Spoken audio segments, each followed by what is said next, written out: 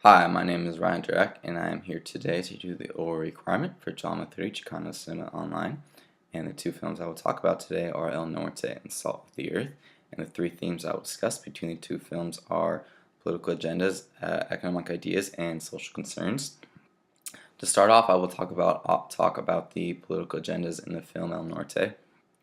Right in the very beginning of the film El Norte, we see Arturo, who happens to be a coffee picker and the father of Enrique. We see that he's working in conditions that aren't good and probably the best for him, and he realizes that he no longer wants to work in these conditions, so he decides to make a stand for himself and wants his voice to be heard.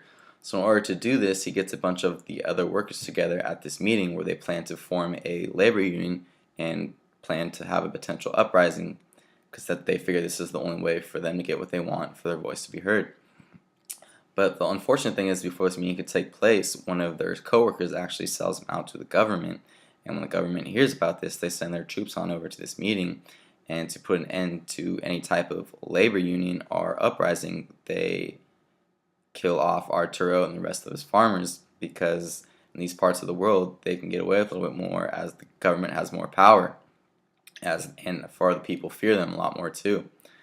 Uh, Another political agenda I saw in this film is that Enrique and Rosa, they realized that where they were, that they didn't have a say as the government had all the power, and they realized that they wanted to go somewhere where they could have a little bit more say and political power. But so they decided to go to the U.S., and when they get to the U.S., they realized that they couldn't have these things because they came to the U.S. illegally, so they couldn't do things like vote. So which kind of sucks, expecting to come to a new country with all these great expectations and realize that it's no different than it was back home. Unfortunately, though, in the U.S., the government isn't as ruthless as it was back home for them. Now for the political agendas in the film Salt of the Earth. At the beginning of the film, we see that this town is made up mainly of Hispanic workers working on a mine that was actually once owned by the people, but a bunch of Anglos came in and took it over, and now they run the mine.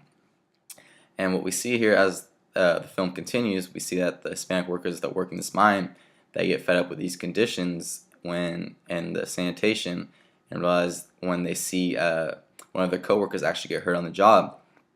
So they decide that it's time for them to stand up for themselves in order to get what they want.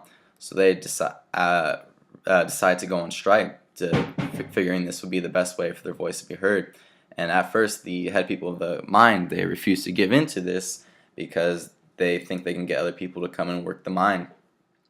But when it comes to find out, as the community sticks together, the head people of this company realize that they have to give in to these people because they realize that without them, their mine won't be able to operate. The next thing I'll talk about is social concerns.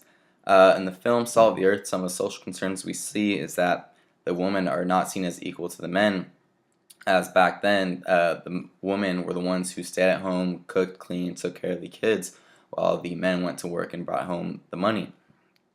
And what happens in this film, it starts off showing Esperanza being that type of woman back then, and as the film continues, when the men are on strike, they are threatened to be arrested if they continue to do what they do. So as a result, the women have to step in, and once they step in, they realize that they have just as much power as the men. And there's actually one particular scene that shows the shift in power, is that towards the end of the film, Ramon raises his hand to strike Esperanza, and Esperanza kind of tells him, put that hand down.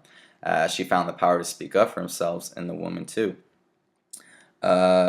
Another social concern in the movie The Salt of the Earth is that a lot of the Hispanic workers were discriminated against, as the head people of the mine looked down on them because of their race, so they refused, which was one of the reasons they refused to give in to their demands. They kind of saw them as unequals. It's funny because the head people of the mine saw the mine workers as they treat them unequally, just like the men treat the woman. Now, for some of the social concerns in the film El Norte, in the beginning of the film El Norte, we kind of see the same thing like we did in Salt of the Earth. The men would go off to work while the women stayed at home, cooked, cleaned, and took care of those things. And then another thing we see in this film, has to do with immigration. That when